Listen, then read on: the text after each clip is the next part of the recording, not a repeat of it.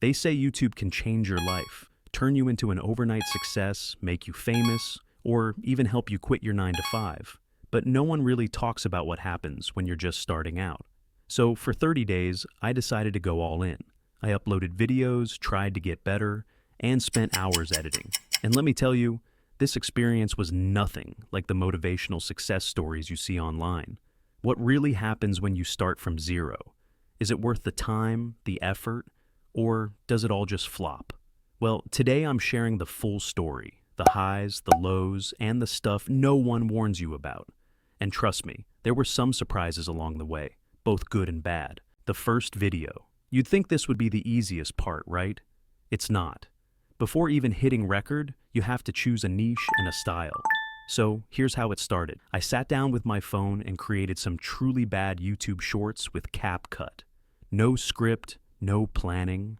I just wanted to get something out there. The goal? Stop overthinking and actually post something.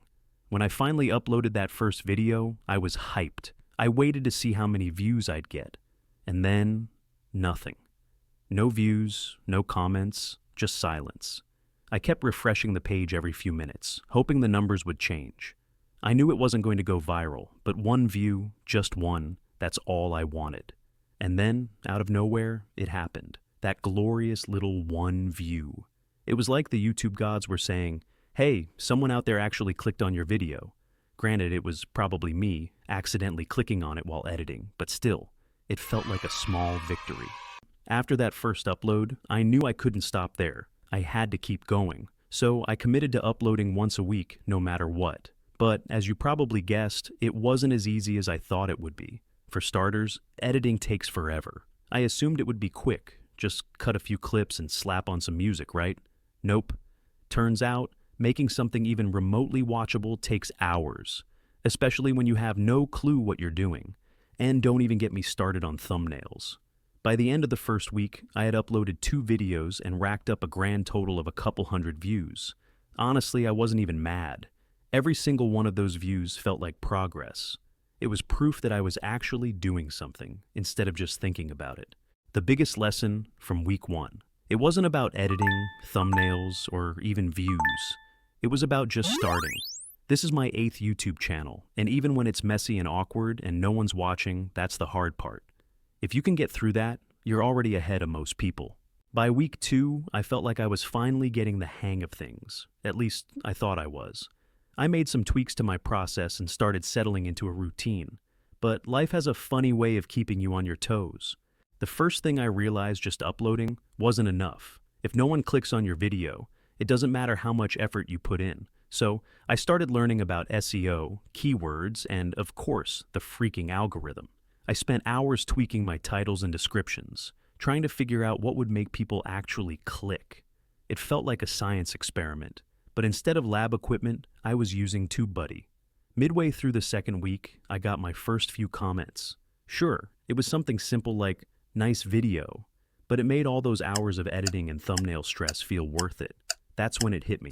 YouTube isn't just about numbers, it's about connecting with real people. By the end of week 2, I had 33 new subscribers and 2,900 unique viewers. Week 3. This was when things started to feel tough. The initial excitement wore off, and the reality of how much work goes into YouTube hit me hard. Worst of all, the numbers weren't moving much. I was uploading, trying to improve, but the results didn't match the effort. I saw other creators posting how I got 1,000 subscribers in a week videos, and I couldn't help but think, what am I doing wrong?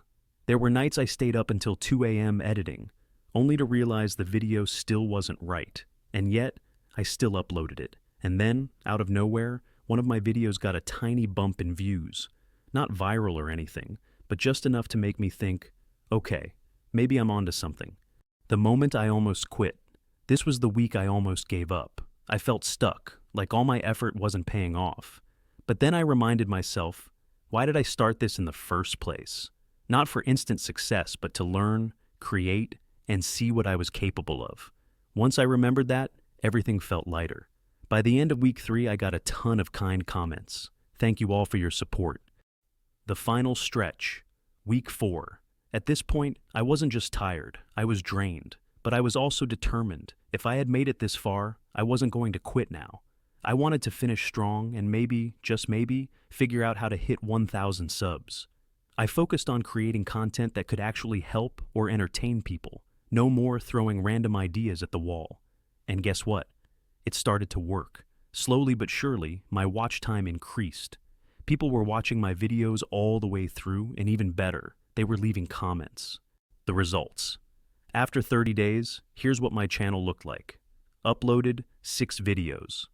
Total views, 6,400 watch hours. 129 new subscribers, 228. Is it groundbreaking? Number? But is it progress? Absolutely. If you're thinking about starting a channel, just start. Don't wait for the perfect moment or setup. Those don't exist.